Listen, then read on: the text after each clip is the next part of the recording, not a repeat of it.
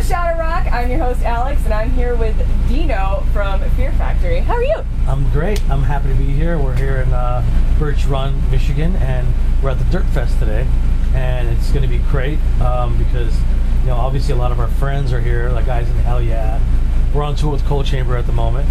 And also we have a record that just came out, and it's called Genexus. Genexus. I'm so glad you said that first because I was going to butcher it. Okay. So you were have a hard time saying it? Pronouncing Genexus. it? I wasn't sure. I was pretty sure it was Genexus, but I didn't want to... Yeah, I've heard somebody say Genesis, and people call it all kinds of different things, but the proper way to say it is Genexus. Well, I know... Just like my last name. It's Casares, but in English you could say Cazares. Alright. So Genexus. Nexus. Okay, and you came up with that by putting Genesis and Nexus together, correct? Well, Genesis is the beginning of time, and Nexus is the connection, is making a connection. So we're kind of, in this record, we're talking about the singularity process, where man and machine have become one. And we are also talking about, you know, 100 years from now. Some people predict it could be shorter, 50 years. Yeah. Stephen Hawking and Ray Kurzweil have, you know, gone on record saying it could happen within the next 45 years. It's like 2045, right? Is what he predicted. Yeah. And so we kind of like, you know, took, you know, based off those concepts, and we've kind of like came up with our own interpretation of what it means. And Genexus is the name of what we're calling the next human evolution. Like, I guess you can kind of say a model, like a prototype or of a new autonomous robot. You know what I mean? So you know, because they're talking about nanotechnology, how they're able to create cells or computers pretty much the size of a cell. Right. So once they do that, and once it's actually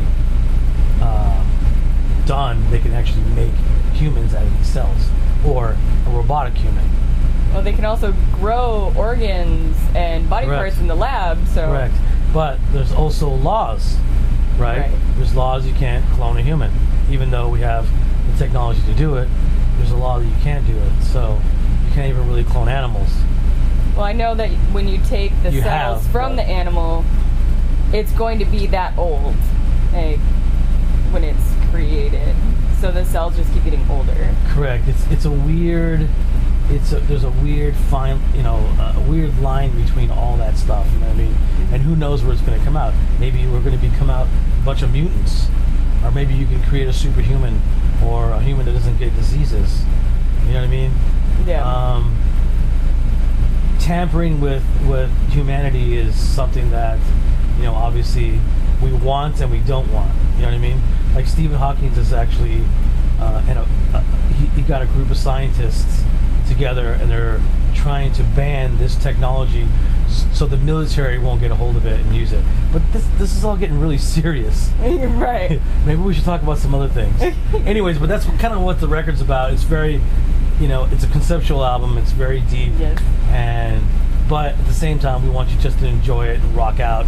A lot of great music on it. There is. Bert's vocals are beautiful. They're amazing. You know, he's doing a lot of really cool, heavy stuff, and still busting out with those really beautiful melodic choruses that we have. Yeah, and we've been on tour now for the last 2 months in support of the record, and we're excited that it actually came out, and the response has been amazing. Are you actually going to have hard copies here today? Yes. Okay, awesome. We're going to have hard copies here today. We started selling them yesterday in Chicago. Damn it, Chicago. Record officially came out today. I'm not sure when they're going to see this interview, but August 7th is today. And so the record came out already. So fabulous. Okay, so your album is a conceptual album, but you kind of made it in a storyline fashion, right? Yes, well, conceptual, yeah, exactly. Yeah. Well, all the songs kind of go along, you know, in sequence to the story.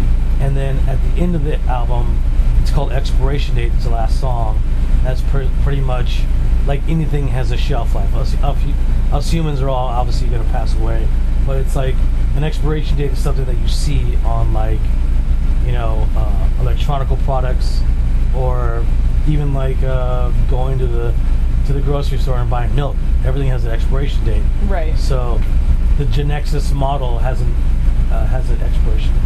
So did you guys plan out a storyline before you started writing anything, or did it just kind of form in that way? Well, we had a basic idea of what we were going to do.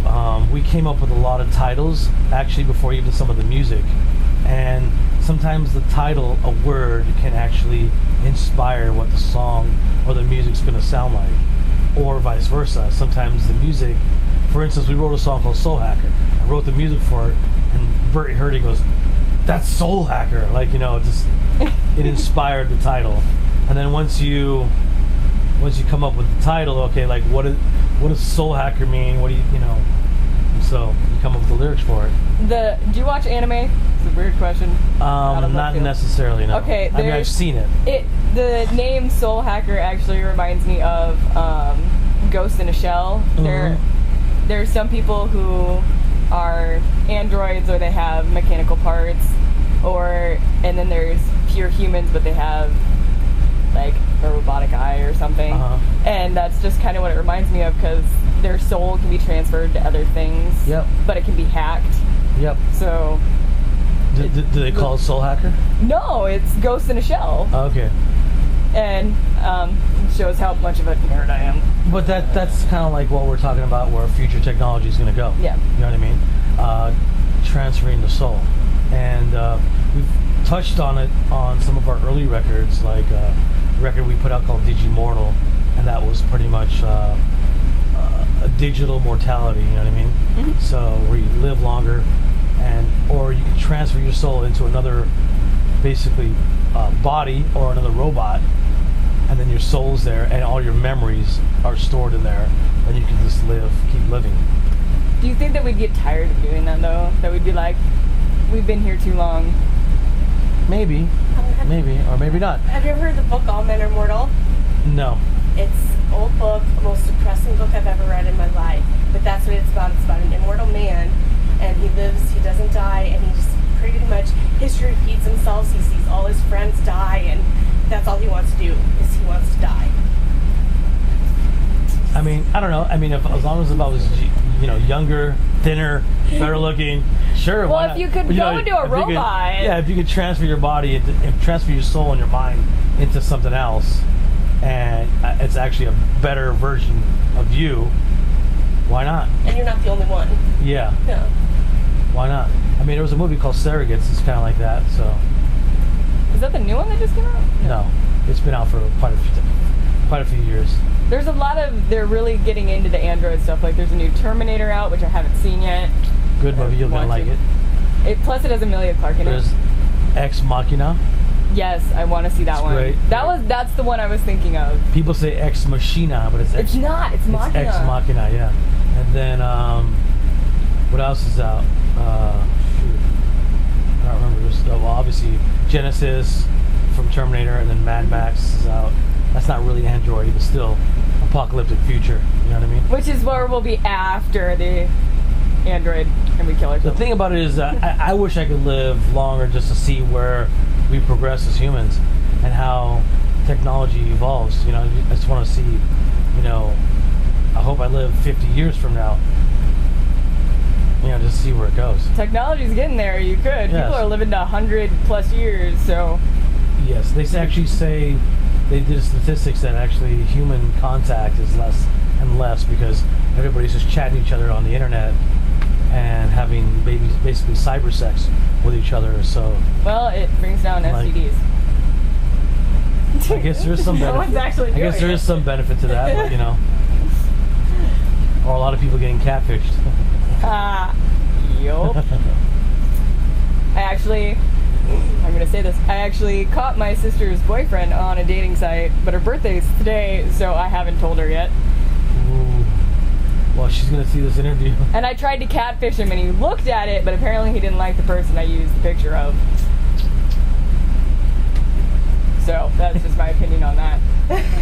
Randomly put that in there. I know somebody who had been catfished before, and this guy actually fell in love with this girl. Yeah. It was a fake girl, and every time they were supposed to meet, she made an excuse.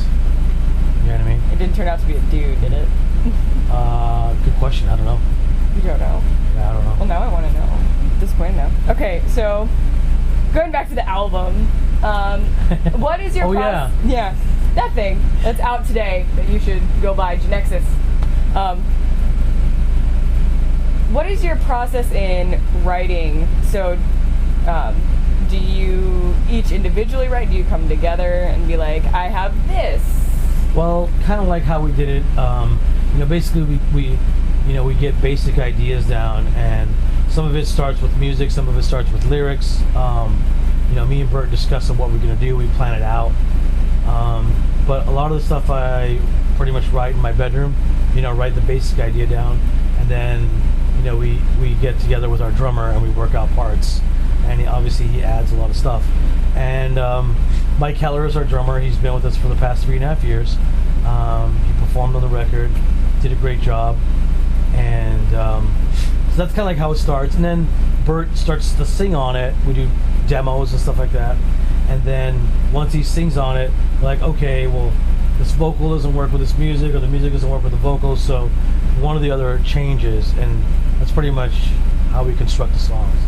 And sometimes we're actually writing to the last minute because you're still coming up with ideas. But one of the good things that we did on this record is actually we took a year to write it. We took our time and we let the songs marinate. We listened to the songs over and over again. We stepped away from the music, took time off, came back with fresh ears. Sometimes when you're so close and you're working on it too much, you're like, you overanalyze it and you kind of get lost. You question yourself. So sometimes it's good to step away from it and then come back to it. And that's what we did. It was like, okay, so listen to it with fresh ears, open mind, and then we make some more changes, and that's kind of like how we do it. Awesome. So you said you gave yourself enough time. So did you be like, we need a year to do it, or? Well, we did it. Well, we worked on it in a year, but the thing about it is, within that year, we actually did shows here and there. Like we went to Australia for like 5 shows. Did the Soundwave Festival there. We went to China it's our first time ever. We went to India as well, our first time ever. So we did, when we stepped away from it, we were still playing music, but we stepped away from the new songs. You know what I mean? Right. And so it's for us, it worked out great. It's not maybe it's not the best scenario for everybody, but for us it worked, and I think the benefit definitely paid off because the songs came out great. They did, from what I've heard at least. But I'll buy the album today, so support your bands, because they can't come see you if you don't. Exactly. That's one of the things that I think fans should understand. Is like support your favorite artists, because if we don't support your favorite artists, we won't be able to tour anymore. And if we can't tour anymore, then you're just going to see some guy with a laptop pressing a button and saying, hey, I'm a DJ, and it's going to be like some EDM. No. That's pretty much where it's gone. We do not want live music to become obsolete. So please support your artist. I took one of my friends to a show recently, and she's never been to one. And she doesn't really listen to rock music, but as soon as we walked in and the band was playing, she's like, cool, and then they just went nuts, and she was like, holy shit, this is amazing. I'm like, am I converting you yet? Am I converting you? We get a lot of first timers who, it's their first concert, or it's their first time to see Fear Factory, and they're like, wow. Or somebody brings a buddy along who maybe never been to a rock concert. They go to techno raves or EDM stuff, and then they come actually see a live band. They're like, holy fuck, this is a whole new experience. You see the crowd going nuts. Not just, at an EDM concert everybody's dancing and everybody's dropping pills or whatever, but, coming to an actual concert where there's a mosh pit, people headbanging, getting into it. And you make really good friends in between sets. It's weird. Yeah, and you know what? The metal music kind of brings people together, I think. Yeah. You know what I mean? You don't know how many people I know that, how do you guys know each other? Oh, we met at your last concert, and we've been friends ever since. Wow, really? People meet, and that's cool, All right, so you guys played in other countries, China, India, Australia. What were those audiences like? Hungry for music. because like not a lot of bands get to go to India, so when you go, there's so many starving fans out there that just don't, get to see a lot of bands all the time. They said that 1 year ago, the heaviest band that came through was like Lamb of God. So they had to wait a whole year to see another heavy band. Wow. It's like, we're actually kind of spoiled here in America because we always get to see heavy. There's too many heavy bands. There's so many bands coming through. It's like we have a lot of choices. Or over there they hardly have any choices at all. So that's same thing in China. Yeah. Yeah. So were they insane, or did they just did they lose their shit, or did they let the music wash over them? Like, how were they during? Both. Obviously they got into the music, they're singing your lyrics, but when you meet them, they're like extremely excited because they don't get to meet anybody. You know what I mean? So when you go to places like that, do you make sure to go out and meet the fans? Of course. Yeah. That's amazing. Not necessarily. We don't put ourselves in harm's way because some fans, when you go to those countries, some of them are really extreme. You know what I mean? And they're gonna we've been. I don't want to say where, but we've been to some countries where people want to basically take a piece of you or take a piece of something that you're wearing. They just want to grab you and just take you. I've had people try to steal guitars right off my hands while I'm on stage. They jump on stage trying to steal a guitar. Shit. Probably because they don't get it in that country. They don't get guitars like that. So, we don't try to put ourselves in harm's way, but, we go out there and we try to, give at least somebody a few minutes of our time. Right. You know what I mean? It's important, It is.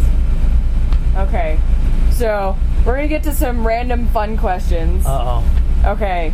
So, first of all, before we get into those, since you're in to the sci-fi stuff, what do you think of the new Star Wars trailer? I think it's going to be badass. I didn't like the later Star Wars. Obviously, I was a fan of the early Star Wars, of course. And it's kind of a throwback because they're going to get Harrison Ford back. Yeah. What? I'm really excited. Sorry. Yeah. So I'm excited. So I can't wait to see it. It comes out Christmas, right? December 17th, because I'm insane. You paid for that plug. I should. Which is cool because Disney. Our last show was December 14th in Europe, so we'll be flying back just in time for that. But I know, for instance, in LA, it's like the capital of movies. Yeah. And I know it's going to be just sold out everywhere.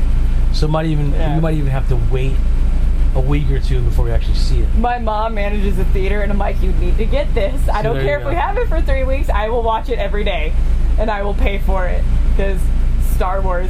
My mom, we were doing a quality viewing of a movie, and she popped up the trailer, and it starts out in just dark, just black, and I was sitting in the seat and I was playing with the computer doing research, and all of a sudden it started. I could hear it, and I'm like. And then you just see the Millennium Falcon just go in big screen. I'm like, I actually squealed, and I'm like, I am too big of a nerd. I need to get a life. But Star Wars is my life right now. It's just what you're into. It's like, who's not into Star Wars? Even people who just were born, 10 years ago, they're all going to go see Star Wars. My 4-year-old cousin, his mom was so pissed, but I was like, Spencer, here are the first 3 original ones. And I got him to watch it. Yeah. I'm sure he loved them. Yeah, he came up and he's like, where's Chewie? Because I showed him something, and I was like, and he keeps swearing. So I'm sure that he might have seen the Family Guy version of Star Wars. I mean, everybody has their own version of Star Wars, you know what I mean? Yep. So the Simpsons have one? I know they've referenced it a lot. Yeah, well, a lot of those cartoons do. Yeah. Okay, random questions. Okay. Or lightning round, however you want to take it. Okay. First album you ever purchased? Wow. I actually ordered it, and I was about 9 or 10, and it was AC/DC, and it was For Those About to Rock. That's fabulous. No, I'm sorry. I take it back. It was If You Want Blood, You Got It. It was a live record. Yeah. All right. What's one song that you wish you wrote? Wow. Oof. Probably I would have to say With or Without You by U2. Really? Great song. Great song. Well, when I first heard the song, it was a big hit, and I was like, made me cry. So sad. So. Okay, if these sound familiar, I totally did not steal them from that metal show. First song you ever learned to play? On guitar. Yeah. Was definitely AC/DC. And I'm sure it was one of the songs from, I think it might have been A Whole Lot of Rosie. Fabulous. What is your one vice? Or your number one vice? Mexican food.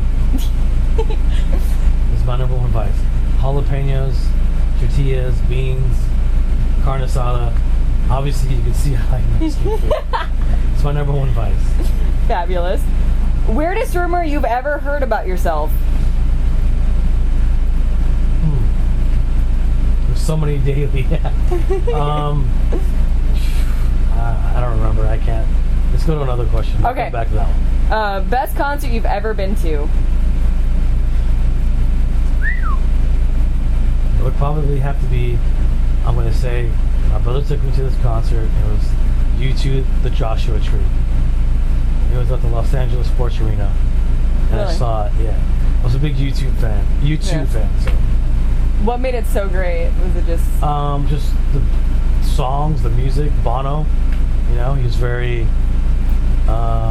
loving kind of guy on stage. He brought people on stage and they got to sing with him. And it was a cool experience. That's awesome. I've never seen a concert that big. Well, I take it back. I also went to, in 1980, I think it was 82 or 84, I was a kid and my sister took me to see the US Festival, which was like, the metal day was Ozzy, Van Halen, Scorpions, Judas Priest, Quiet Riot, Motley Crue, and Triumph. Jesus. So that was one of my best concerts as well. That, you just knocked seeing almost all of the greats out of the park just in that one show. Yes. That is amazing. Van Halen headline. So. That's amazing. Okay. Weirdest thing you've ever been asked to sign? Maybe people bring like these weird characters, dolls that they want you to take photos with and they ask you to sign it. Of course, we've all done the bras and the boobs and the underwear and the shoes and the t-shirts. It's not even weird anymore. I mean, people want you to sign their arm and then they go get it tattooed the next day or that night. You know, that's not even weird anymore. That's just like, it's so common. That's so, we've signed boobs and butts and stuff like that. Thank God we never signed any penises. That would be very weird, but... I had one band that they're like, someone asked me to sign their grandma. Their grandma's chest, and he's like, I just couldn't do it. I'm like... But that's kind of normal. Yeah. Yeah. I wouldn't say grandma, but maybe somebody they're related to, like their mom or something like that. But maybe grandma's kind of funny, but that's not even that crazy. Yeah. All right. What is your pre-show ritual? Well, obviously you warm up, stretch out. Especially with a big guy like me, I got to stretch out a lot because you don't want to be sore the next day. 2, you always got to make sure that you go to the bathroom because you don't want to be on stage having to pee or having to do number 2. So number 1 thing is you get rid of all your waste that you have in your body before you go on stage. Another thing too is don't eat too close to stage time. 1, you could get cramps. 2, you could throw up. You know, because when you're moving and you're headbanging and moving up and down, it's obviously putting pressure on your stomach, and then you can just throw up. And that's happened to me before. But that's one thing. And then just mainly, make sure you pee and poop before you go on stage. I mean, we've had it. Like I think it was our singer one time was singing. He was like, oh, and he like pooped himself. You know what I mean? So you learn. You know what I mean? Yeah. You learn. So. Through experience, or someone going, no, dude, you really need to go to the bathroom before we go. Yeah. Trust me. Yeah, and another thing too is like, there were times when we would like drink beer on stage, and for some reason I don't know why, but sometimes when you drink beer, it makes you want to pee a lot.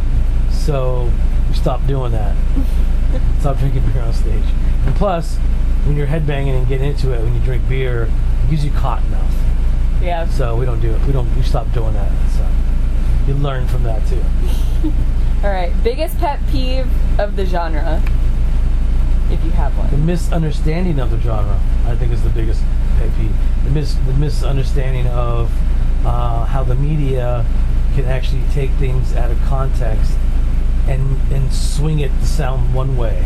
You know, where there's something negative, or whether a website is trying to like,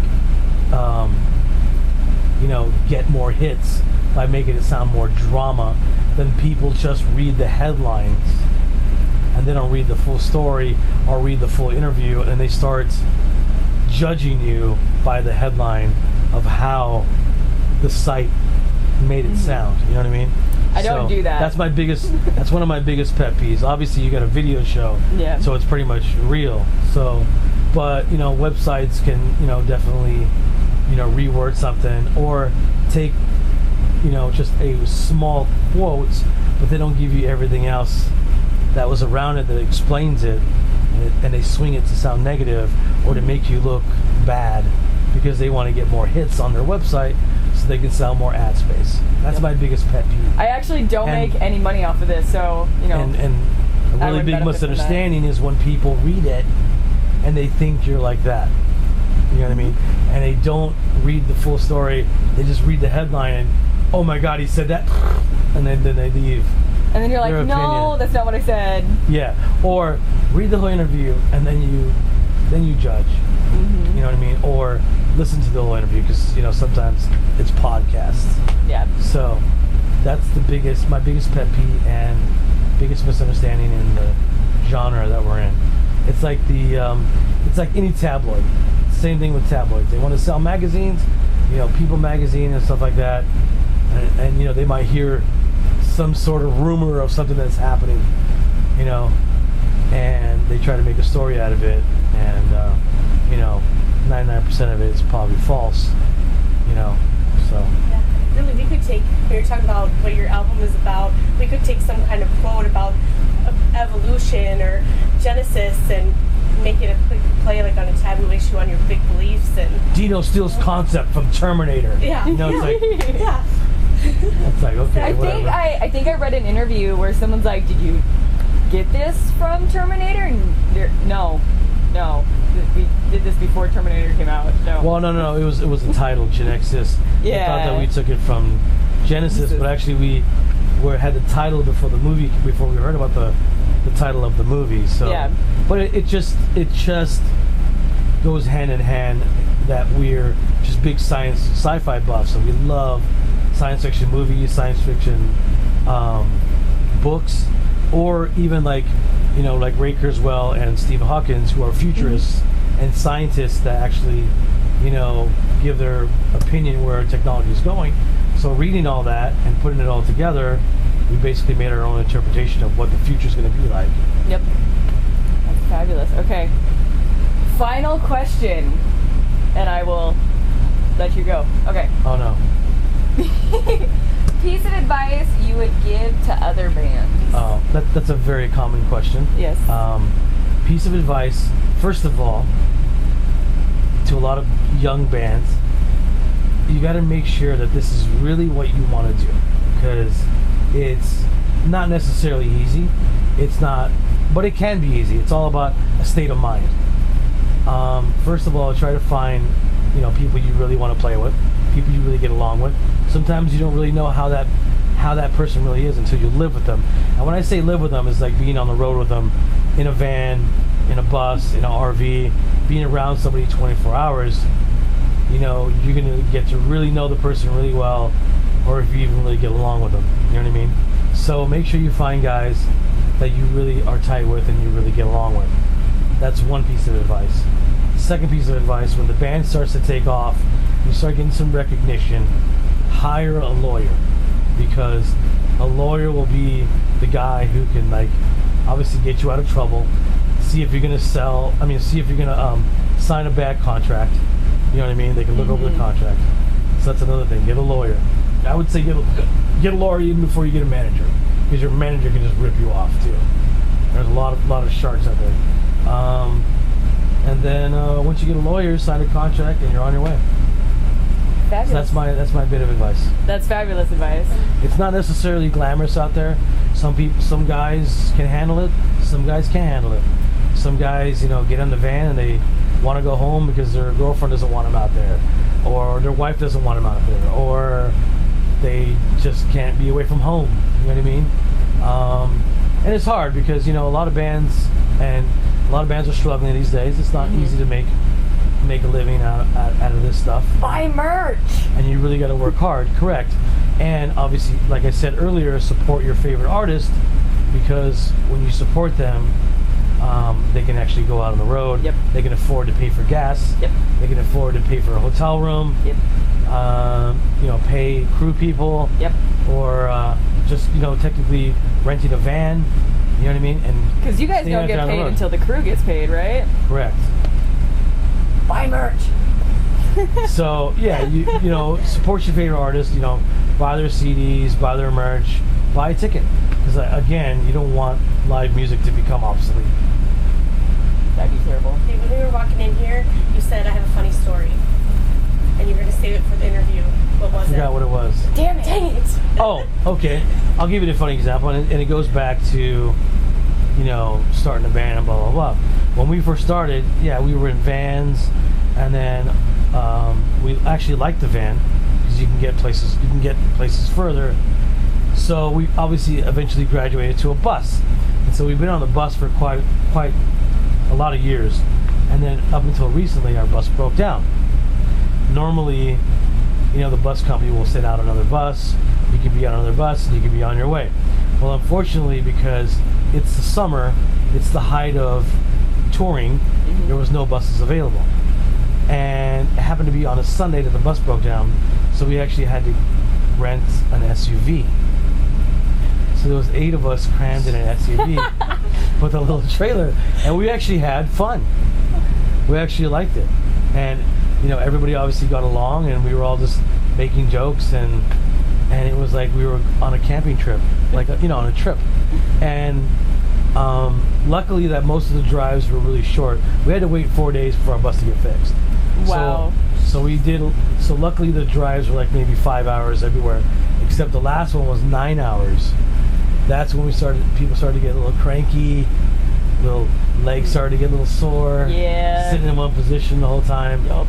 But I don't remember what the funny part about it was. But, we were in an SUV, so we had a good time. That's fabulous. Okay. I've held you here long enough, and I'm sure there's someone outside that door waiting for an interview. So that's it for Shadow Rock. I'm your host, Alex. This has been my interview with Dino from Fear Factory. Go buy Genexus. It's out today, August 7th. And we'll see you at the rock show. And our CD will be available at the merch table for a while, so. Buy merch.